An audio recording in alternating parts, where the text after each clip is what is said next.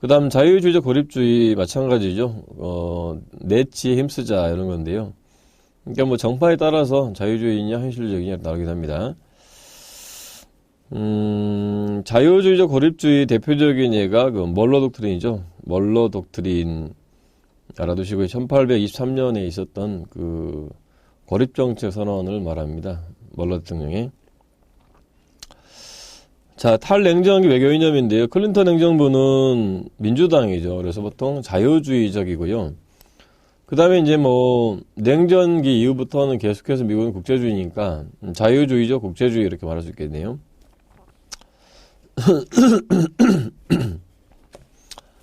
죄송합니다. 그 정책 사례들 알아주시고요. 대표적인 것이 그 중간쯤 보시면은 나토의 코소보 공습. 그러니까 뭐 코소보에 대해서 인권 탄압을 자행했던 그 세르비아에 대한 공습을 보통 나토의 코소보 공습 그러는데 이게 지금 무력 사용이란 말이에요. 무력 사용인데 요 당시 그 안보리에서 무력 사용 허가를 받지 않고 개입을 했어요. 그래서 공격적인 개입이었다. 이렇게 말하고요. 다른 맥락에서는 이제 써놓으세요. 일방적 인도적 간섭. 그렇게 이야기를 합니다. 일방적 인도적 간섭이고요. 그 다음 부시 행정부는 이제 현실주의죠. 그래서 현실주의적 국제주의라고 합니다. 부시 행정부는 공화당이에요. 공화당 부시 행정부의 현실주의적 국제주의 이렇게 말을 하고요. 예, 전략들이 무지하게 많은데 그 뒤에서 공부를 다 할 것이고요. 예, 자 그렇습니다. 그리고 그 뒤에 참고의 부시 행정부의 신보수주의 이념 여기에 또 나왔었는데 신보수주의 이념 이게 뭐 공격적 현실주의입니다. 신보수주의는요 공격적 현실주의, 잭슨주의랑 비슷하죠. 잭슨주의. 자, 주요 사상을 좀 보겠습니다. 첫 번째가 도덕적 우월주의죠. 도덕적 우월주의. 이것은 뭐 미국 예외주의랑 비슷한 개념이죠. 도덕적 우월주의. 두 번째가 필요 악으로서의 전쟁과 적극적 개입주의. 네, 필요하다면은 전쟁도 불가피하게 해야 된다는 것이죠. 특히 이제 뭐 테러 세력을 제거하기 위해서는 전쟁을 해야 되지 않겠나. 또는 뭐요? 테러를 지원하는 나라에 대해서는 전쟁을 해야 되지 않겠나 이런 얘기죠. 그 다음에 공격적 현실주의죠. 공격적 현실주의. 이거 뭐 대외 관계에서 군사력의 사용을 옹호하는 그런 입장입니다. 공격적 현실주의이고요. 우리가 이론 파트에서는 이제 미어샤이머 입장이었죠. 신현실주의자 중 한 명인 미어샤이머 입장이 공격적 현실주의였습니다. 그 3번에 신보수주의하고 전통적 보수주의 비교가 되어 있는데요. 그러니까 뭐 부시 행정부는 보통 이제 뭐 신보수주의라고 하는 것이고 부시 개인은 또 뭐 전통적 보수주의자다 이렇게도 구분하고 그러는데 그 차이점이 뭐냐면요. 그 개입 범위를 보시면 그 위에 동맹관 보시면은 동맹의 이익보다 국가의 이익을 우선하는 것이 신보수주의라면 전통적 보수주의는 동맹의 이익을 강조한다. 이게 무슨 맥락이냐면요. 미국의 국가 이익과 동맹의 이익이 상충한다. 쉽게 말하면은 미국이 하고자 하는 말을 동맹국이 반대한다. 이럴 때 그래도 하자. 이것이 신보수주의입니다. 그래도 하자. 예, 전통적 보수주의는 그 동맹이 반대하는데 좀 자제해야 되지 않겠니? 이렇게 생각하는 게 전통적 보수주의 입장입니다. 자, 그 다음 신보수주의 목표인데요. 미국 지역 평화를 했죠. 미국 중심의 단극적 세계를 공고히 하는 것이고 미국의 원칙과 이게 맞는 국제 안보 질서를 창출하는 것이다. 그러니까 패권 안정이죠. 패권 안정이고요. 예, 그 다음에 중국의 팽창을 억제하고 중국의 정권 교체를 도모한다. 그래서 중국을 적대국으로 인식을 하고 있죠. 그래서 강력하게 봉쇄하고 더 나아가서 가능하면 정권 교체를 도모한다. 정권 교체는 말은 좋은데요. 군사력을 사용을 해서 그 어떤 그 정치 체제를 바꾸는 전략입니다. 예, 무시무시한 전략이죠, 그러니까. 그 뒤에서 말씀드리겠지만 실제로 이 정권 교체 전략에 쓰여진 사례는 이제 그 뭡니까 아프가니스탄 공격하고 이라크에 대한 공격 예, 그 두 가지가 있었어요. 부시 행정부 때. 자, 5번입니다. 신보수주의 주요 전략인데요. 첫 번째가 패권 안정 전략 그러죠. 패권 안정 전략. 이건 뭐 아까 봤던 것처럼요. 패권 체제를 유지 강화하는 것을 패권 안정 전략 그러고 그 다음에 세 번째에 패권 안정을 위해서는 여러 개의 동시적 번역 전쟁에서 결정적으로 승리할 수 있는 능력을 키워나가야 한다고 본다. 이게 뭐 다른 말로는요. 윈윈 전략이에요. 윈윈 전략.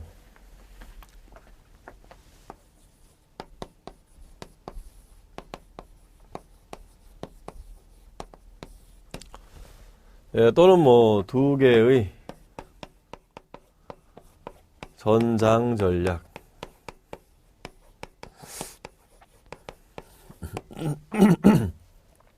아시겠죠? 미국이 두 개의 전장에서 동시에 전쟁하더라도 최종적 승리를 거둘 수 있는 만큼의 군사력을 해외에서 유지를 한다. 뭐 이런 전략입니다. 다음에 둘째, WMD 대량 살상무기죠. 대량 살상무기 반확산 전략 및 핵 전략의 우위 유지. 이 반확산 전략이 좀 중요한데요. 반확산 전략.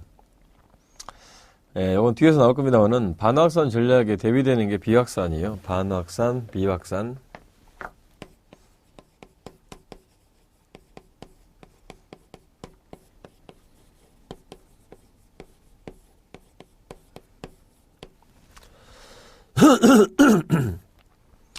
그 쉽게 말씀드리면 이 반확산 전략은 군사 전략입니다. 그러니까 어떤 나라가 특히 북한이죠. 북한이 핵무기를 못 갖게 만드는 방법에 있어서 군사적인 접근하는 겁니다. 어떻게 하냐면은 예컨대 PSID 나올 거예요. 확산 방지 구상.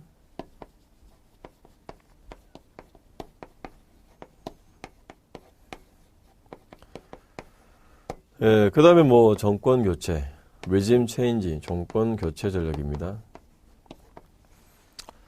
이건 군함을 가지고요, 북한이 운반하고 있는 핵무기를 중간에서 인터셉트 해버리는 겁니다. 뺏어버리는 거예요. 예, 정권 교체는 이제 말 그대로 김정은 정권을 군사력을 사용해서 붕괴시켜버리는 것이죠. 정권 교체 외교. 그래서 이 반확산 전략은 군사적 접근이고요. 이 비확산 전략은 뭐 예컨대 뭐 NPT 이런 거죠. NPT 체제, 핵무기 확산 방지 조약입니다. Nuclear Non-Proliferation Treaty 해가지고 핵무기 비확산 조약인데요. 이런 그 조약이에요, 조약. 이런 조약을 뭐 강화한다라든지 이런 어떤 그 뭡니까 제도적이고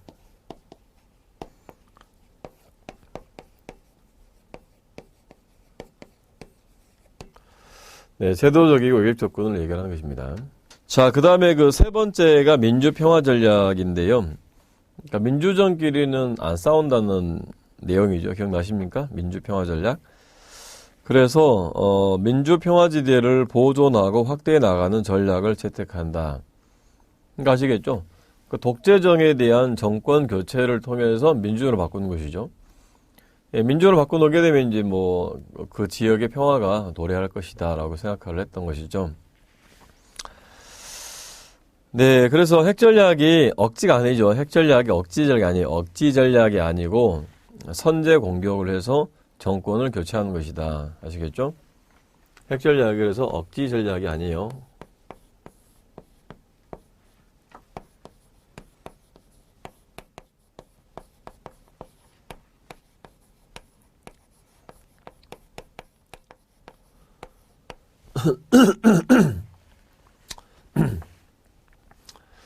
이 억지 전략이라고 하는 것은요, 그 핵무기를 갖고자 하는 또 갖고 있는 행위자의 합리성을 전제합니다.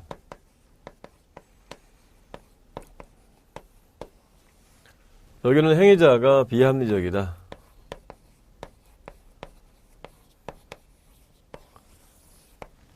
아시겠죠? 그 테러 단체는 합리성이 없잖아요. 그렇기 때문에 정권 교체해야 된다고 했던 것입니다. 자, 다음은 오바마 행정부, 지금 현 행정부 입장이 되겠죠. 네, 보통 이제 오바마 행정부는 민주당이기 때문에 자유주의적 국제주의라고 말하는데요. 현실주의적인, 그러니까 군사적인 전략도 가시하기 때문에 보통 실용주의다. 오바마 정부의, 정책 기조는 실용주의라고 얘기하기도 합니다. 실용주의. 자, 기조 및 전략, 미국의 대외적 기조, 미국 중심의 패권체제 공고와 관리. 그러니까 지금 우리가 이제 탈냉전기를 단극체제 또는 미국 중심 패권체제로 하는 건데요. 그 패권체제를 공고화하고 관리한다. 그러니까 패권체제를 공고화 관리한다는 말은 뭐냐면, 도전자가 도전하지 못하는 체제를 만드는 것이거든요. 그러면은, 지금 시기에 미국에 대한 도전 세력이 누구겠습니까? 그렇죠. 가장 이제 큰 나라가 중국이 되겠죠. 두 번째는 뭡니까? 테러 세력이죠. 중국이나 테러 세력에 대해서 봉쇄하거나 힘을 약화시키는 전략을 쓴다는 것이죠. 예, 전략들은 뒤에서 보기로 하고 자세히 나오니까. 자, 동아시아 지역 전략입니다. 대중국 전략. 어떤 나라의 인식이 그 정책을 결정하잖아요. 중국을 어떻게 인식하는가 보세요. 패권 추구 세력이다. 그러니까 최소한 그 동아시아 지역에서 지역 패권을 추구하는 세력이다. 그리고 장기적으로는 미국에 대해서 도전할 세력이다. 이렇게 보죠. 그래서 미어샤이머 기억하시죠? 미어샤이머는요, 모든 나라는 패권을 추구하는 성향을 가지고 있다. 그러니까 무정부체제 하에서 모든 나라는 패권을 추구한다라고 보잖아요. 그래서 중국 역시 그 미국에 대항해서 패권을 추구할 것이라고 보고 도전할 것이라 보는 겁니다. 자, 클린턴, 부시, 오바마 정책은 한마디로 이게 컨게이지먼트라고 그래요. 컨게이지먼트.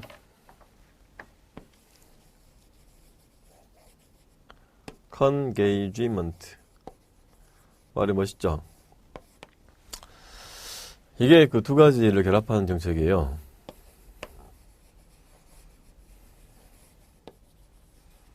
인게이지먼트라는 거하고 그다음에 컨테인먼트.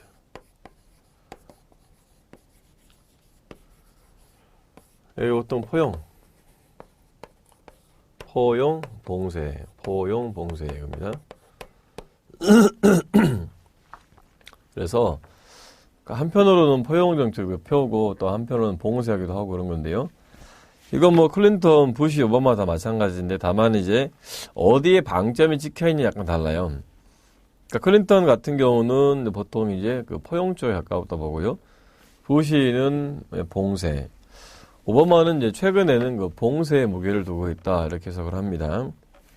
읽어볼게요. 클린턴의 정책, 개입 정책과 확산 정책이죠.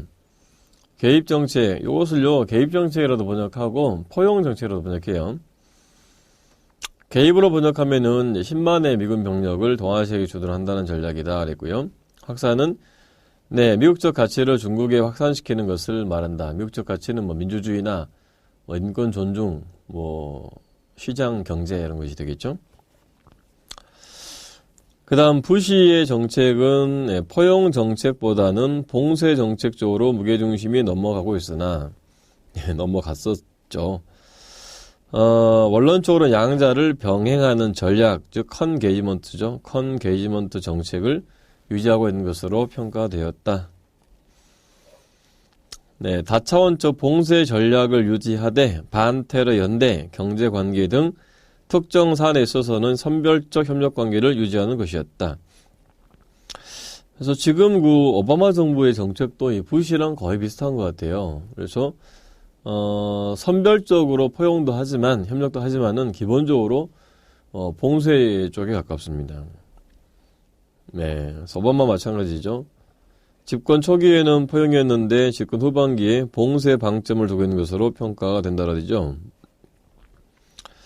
이 봉쇄가 한마디로 말하면 뭐냐면요. 그 미국과 뭐 한국이나 일본과 동맹 관계를 강화시켜서 중국의 힘의 팽창을 좀 막아보겠다는 것입니다. 네 번째 봐보세요. 중국의 부상이 지속됨에 따라서 남중국해를 중심으로 동아시아 국가들과 협력을 강화하는 한편 일본이나 한국 등 전통적 우방 국가들과 군사 협력 관계를 강화시켜 나가고 있다. 써놓으세요. 지금 오바마의 그 동아시아 정책을 동아시아 재개입 정책 그런데요. 재개입 정책, 네, re-engagement로 합니다.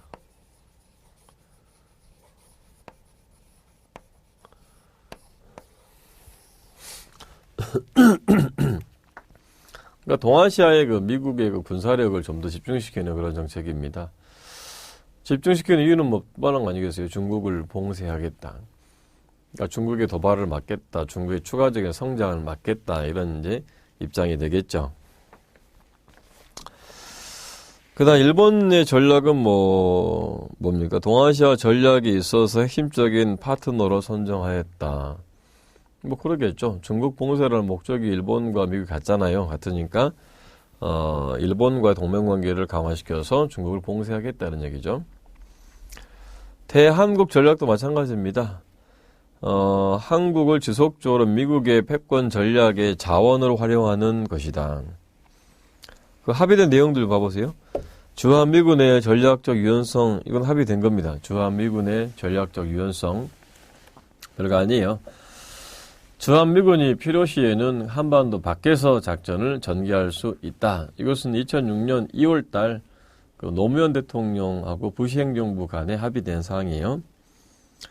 그리고 한미동맹을 지역동맹화하여 대만 문제를 두고 전쟁이 불가피한 경우에 한국을 끌어들이고자 한다. 한미동맹을 지역동맹화한다. 그러니까 뭐예요? 한미동맹을 대북 억지력으로만 사용하지 않고 중국 봉쇄 동맹으로 활용하겠다는 그런 또 생각이죠. 다음 GPL에 따라서 주한미군 재배치를 확정하고 미군의 주둔 지역을 한강 이전으로 하고 좀 애매하게 됐네요. 한강 이남이에요. 한강 이남으로 이전하고입니다. 한강 이남으로 이전하고 주한미군의 전력을 해군군 위주로 재편하고 있다. 그래서 육군보다는요 해군력과 공군력을 강화시키는 전략을 쓰고 있어요. 그다음 동아시아 지역주의. 거기 보면 아세안 플러스 3 있죠. 보통 APT로 해요. APT 대문자로 APT. 이게 이제 그 중국이 주도한 것으로 평가됐거든요. 이걸 무산시키려고 하고 있고요. APT. 그 다음에 TPP에 참가하기 위한 협상을 개시하였다. TPP는 현재 타결됐어요. TPP. 이게 2015년 아마 10월 달일 겁니다. 기억이 잘 안 나네요. 10월 달에 타결. 그리고 최근에 설명식이 있거든요. 2016년 1월 달이죠. 1월에 2월인가 모르겠어요. 서명식. 알아두세요. TPP는 원래 미국 주도한 게 아닌데 지금 미국 주도하고 있어요. 미국 주도하고 있는 FTA입니다. 아시아 태평양 지역의 FTA인데 얘는 아시겠죠? 지금 얘는 타결됐고 서명했고 반려는 안 됐습니다. 발효는. 그다음에 동아시아 정상이지 EAS, East Asian Summit. 이런 말들이 많이 나오는데요. 몇 개 안 돼요. 그러니까 그때그때 챙겨두시고요. 나중에 반복해 보시면 됩니다. EAS에 러시아와 함께 가입한 것도 중국의 영향력 강화를 차단하기 위한 조치로 평가가 된다. 그러니까 그냥 웃긴 거죠. 그러니까 저들끼리 막 치고받고 있어요. 네, 동아시아 정상회의에 러시아와 함께 가입을 했다. 여기 2010년에 가입했어요. 얘도 나올 포인트예요. 동아시아 정상회의에 러시아와 함께 미국이 가담하고 있다. 2010년에 가담했다. 알아두세요. 그래서 동아시아에 계속 개입을 해가지고 중국을 정치적, 경제적, 군사적으로 봉쇄하거나 약화시키겠다 이런 생각이 미국의 동아시아나 대중국의 기본 전략이라는 것이죠. 전쟁 권한법이 2014년에 나왔었는데요. War Powers Act인데요. 요 내용 좀 봅시다. 미 대통령의 전쟁 권한에 일정한 제한을 가하는 법이고요. 미 대통령이 의회 승인 없이 군대를 동원할 수 있는 일수를 60일간으로 한정하며 그랬죠. 다음 철퇴 기타에 의해서 일수가 필요하다고 인정하는 경우에 한해서 다시 30일의 연기가 가능하다. 그러니까 최대 90일이 되겠네요. 그죠? 60일 이내에 의회 승인을 받지 못한 경우에 군대를 철수시킬 의무가 있다. 그 다음에 협의죠. 군대를 투입하기 전에 의회와 협의하도록 하자. 그렇습니다. 그 헌법의 선전포고는 의회 권한이라는 것도 알아두시고요. 아시겠죠? 베트남 전쟁에서 패했지 않습니까, 미국이. 그래서 이제 군대를 동원할 수 있는 그 권한을 좀 축소시키자, 이런 맥락에서 나온 것이 전쟁권한법이고요. 2014년 문제에서는 이제 숫자 60일이냐 90일이냐 숫자 노름으로 나왔었습니다. 객관식이냐 그게 제일 편하겠죠. 숫자 갖고 이렇게 장난치는 거 제일 편하잖아요. 자, 그 다음에 탈냉전기 미국의 대외 정책 조금 구체적인 것들인데요.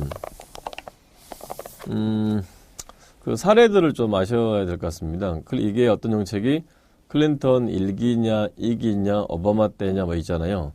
그런 것들은 조금 구분해서 하실 필요가 있을 것 같아요. 자, 클린턴 제1기 행정부의 정책인데요.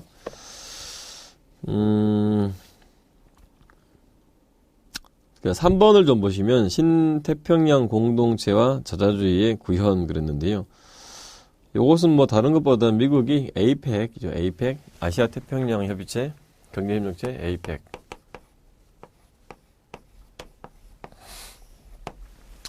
네, 미국이 클린턴 행정부 때부터 이 APEC에 적극적인 참여를 하기 시작해요.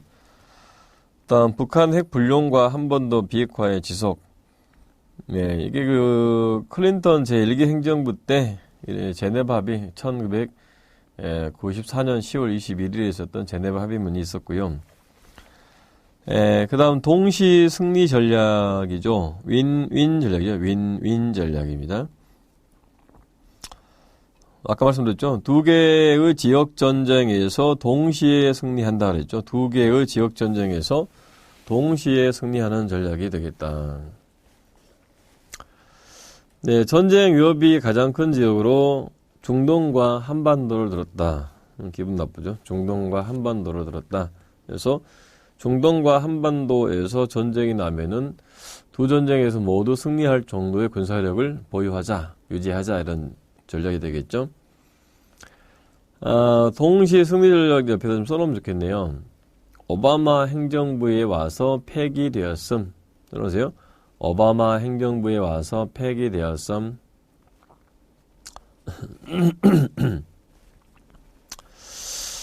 자, 클린턴 제2기 행정부의 정책인데요. 넘겨볼까요? 이번에 보면은 미군 병력의 현상 유지의 지속. 이것은 이제 개입 정책이죠. 10만의 미군을 계속해서 동아시아 유둔시킨다. 거고요. 10만은 그 주1 미군이 6만 4천쯤이었대요, 그 당시에. 지금, 그 당시에 이제 그 주한 미군이 3만 6천, 이렇게 해서 10만, 이렇게 말한답니다. 무지하게 많죠? 그 다음 3번은 뭐, 제목 보세요. 제목만. 미일 안보 협력 관계 강화, 미중 관계 회복, 한미 동맹 체제의 공고화, 그 다음에 그 다자주의와 지역주의의 병행 전략, 이렇게 되어 있습니다. 그 다음에 부시 행정부 전략 보겠습니다. 2001년에 집권했죠. 2001년부터 2008년까지 집권했습니다. 기존은 미국 중심 패권 체제 공고와 관리. 이것은 뭐 탈냉전기 공통된 기조니까요. 위협 중국과 불량국가죠. 중국 불량국가. 불량국가는 이제 국제 질서를 안 따르는 그런 나라를 로그 스테이트 그렇게 말했죠. 불량국가.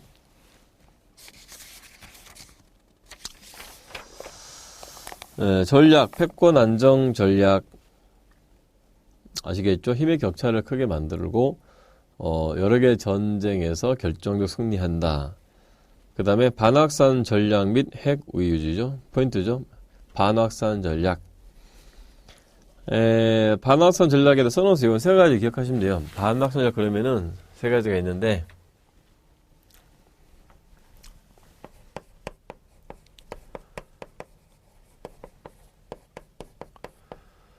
첫 번째가 그 선제 공격입니다. 선제 공격을 통해서 정권 교체.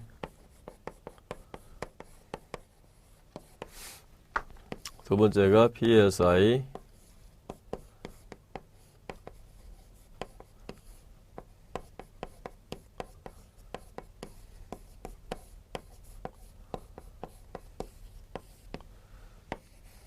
세 번째가 MD. 미사일 방어.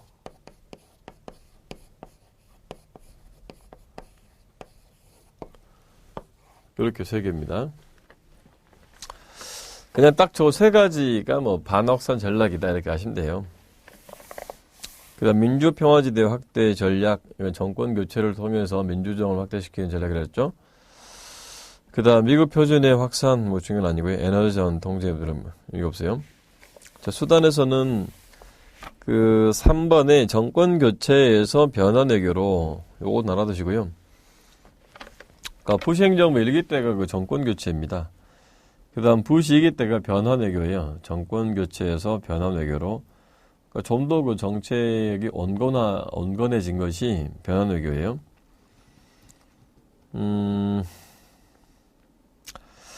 그 두 번째 줄 봤고요. 변화 외교는 독재 정권을 장기적으로 민주적으로 바꿔 나가되 그 과정에서 일방적 무력 사용보다는 동맹국 및 자유주의 국가들과의 협력과 외교를 강조하는 것이다. 변화 외교. 아시겠죠? 목표는 같은데 수단을 좀 바꾼 것이 변화 외교가 되겠네요. 그 다음에 FTA 체결에서는 그 세 번째 줄에 FTAA가 있죠. FTAA of Americas. 그래서 그 북미와 남미, 중미 전체를 하나의 FTA로 묶는 구상이었는데, 이것은 지금 그 실패한 것입니다. 그래서 라틴 아메리카 국가들이 반대해가지고 이 구상은 무산되었습니다. 그리고 오바마 정부 들어와서 공식적으로 폐기한 그런 전략이에요. 네, 그 다음에 오바마입니다. 오바마, 지금은 제2기죠. 2013년부터 두 번째 임기가 시작했죠, 2기. 2009년부터 9, 10, 11, 12, 12년까지가 1기였고요. 13년부터 올해까지인가요? 13, 14, 15, 16 올해까지가 이제 2기가 되겠네요. 2기. 자, 대외정책 성향 균형 전략이라고 했죠. 균형 전략. 이것은 뭐 현실주의와 자유주의 전략 간의 균형 이런 얘기고요. 또 스마트 파워 중심의 협력 외교를 강조한다. 요거 2015년에 나왔던 거죠. 스마트 파워 중심의 협력 외교를 강조한다. 그 세 번째 줄 잘 나왔네요. 경성 권력을 기반으로 하되 비전통적인 연성 권력을 강조하는 스마트 파워를 활용하고자 했다. 네, 개념이 기억이 잘 안 나시죠? 자, 스마트 파워 개념 적어보세요. 네, 불러드릴게요. 연성 권력과 경성 권력을 적절하게 배합하는 지혜. 연성 권력과 경성 권력을 적절하게 배합하는 지혜. 아시겠죠? 그러니까 내가 가지고 있는 힘이 두 가지란 말이에요. 그 두 가지를 이럴 때는 연성 권력, 이럴 때는 경성 권력. 저 나라한테는 경성 권력, 이 나라한테는 연성 권력 이렇게 적절하게 배합해가지고 내가 추구하는 목표를 굉장히 효과적으로 달성하는 그런 어떤 힘의 그 운영 차원에서 나오는 것이 스마트 파워가 되겠습니다. 어렵지 않죠? 그렇잖아요. 말 잘 듣는 놈들을 때릴 필요가 없지 않습니까? 매력으로 끌어당기고, 좀 돈을 주면은 잘 따를 것 같은 애들은 경제력으로 지원해주고, 뭐라고 해도 말 안 듣는 북한 같은 놈들은 뭡니까? 군사력을 사용해서 응징하거나 봉쇄하거나 억제하거나 이래야 되겠잖아요. 그런 걸 말합니다. 스마트 파워. 아시겠죠? 그러니까 스마트 파워는 뭐예요? 운용적 차원의 운용. 그렇죠? 내가 가지고 있는 힘을 어떻게 운용할 것인가. 그렇죠. 이건 사람만이, 국가만이 아니고 사람도 필요하겠죠. 이런 스마트 파워가, 그러죠? 자, 세계 정책의 기조는 똑같아요. 패권 질서를 계속해서 유지해 나가는 것이다. 그죠? 하여튼 기득권 유지죠, 기득권. 기득권을 뺏기지 않으려고 하는 겁니다. 자, 그리고 동아시아 정책의 기조, 균형의 힘은 별로 중요한 것이 아니고요. 예, 지역 다자주의의 추진, 이것도 한 건 별로 없어요. 표방을 했는데요. 그 다음 대중정책 볼까요? 중국에 대한 균형된 정책을 천명했다고 했죠. 쭉 가보시면은 중국에 대한 견제의 일환으로 동아태 지역에서, 동아시아 태평양 지역이죠. 동아태 지역에서 최상의 군사를 유지하고 동맹관계를 강화하였다. 예, 하나의 중국 정책을 지지하였다. 하여튼 대중정책은 다 똑같아요. 컨게이지먼트 아시겠죠? 그러니까 임기 초반인가 후반에 따라 잠깐 달라지긴 하는데 기본적인 그 정책은 컨게이지먼트 아시겠죠? 봉쇄와 포용 정책을 동시에 구사한다는 것입니다. 네, 대일본 정책은 똑같아요. 동맹 강화입니다. 동맹 강화. 동맹 강화해서 중국 봉쇄하세 늘 그거예요. 뭐라고 돌려 말해도 핵심은 그겁니다. 동맹 강화해서 중국 봉쇄하세. 저는 좀 아쉽기도 하고 좀 짜증이 납니다. 국제관계를 왜 이렇게 비관적으로 바라보고 현실주의적인 전략을 펴고 있는지 저는 좀 안타깝기도 하고 그렇습니다. 대한국 정책 똑같아요. 정상선언을 통해서 포괄적, 호혜적, 역동적 동맹으로 발전시키기로 합의했다. 팩트가 하나 있네요. 예, 전시작전권 이양 작업을 진행하되 남북관계 경색을 고려하여 2015년 12월로 전화 일정을 변경하였다.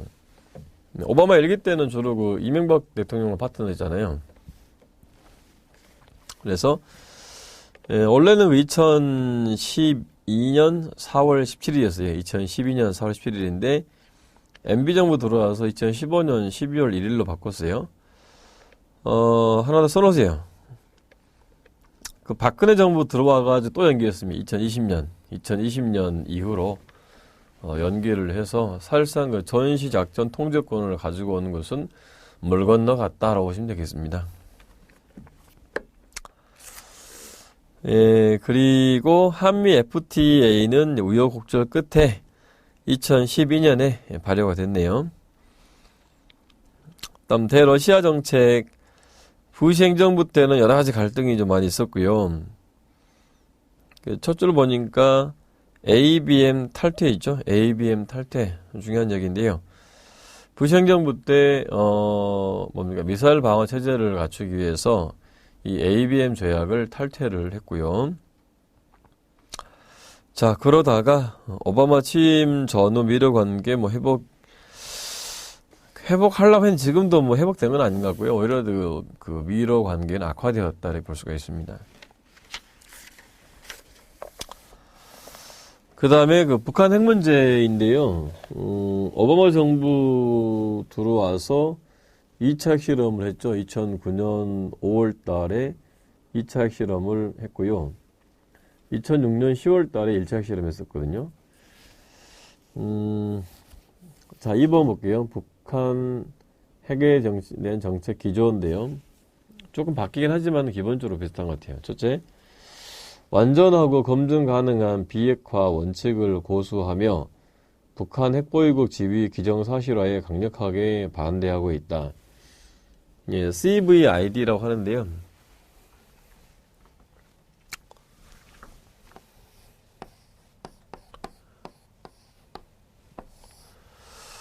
네, 이건 complete, 완전하고, 검증, verifiable, 검증 가능하고, 그다음 비가역적인 irreversible dismantlement 그럽니다. 완전하고 검증 가능하며 비가역적인 방식의 핵 폐기. 이게 이제 뭐 부시 행정부 때부터 거의 지속되어 오고 있는 그런 핵 정책이에요. 이 방식으로 핵을 폐기를 해야 안전보장도 하고 체제보장하고 경제지원도 해주고 관계 개선도 하겠다. 이게 가장 기본적인 기조예요. 그 다음에 넷째, 육자회담을 기본틀로 한다 그랬죠. 육자회담을 기본틀로 한다. 지금은 거의 무산되어 있는 것 같아요. 엊그제도 박근혜 대통령께서는 또 뭐 오자회담, 북한 빼고 오자회담 하자 그랬다가 중국 러시아가 안 해 해가지고 또 무색해지고 그렇습니다. 그 다음에 다섯째, 중국을 전략적 협력국가로 인식하고 일본을 아시아 태평양 지역의 가장 중요한 동맹으로 인식을 하고, 다 뻔한 얘기들이죠. 한미 동맹을 미래지향적 전략 동맹으로 발전시키려고 하고 있다. 뭐 그랬네요.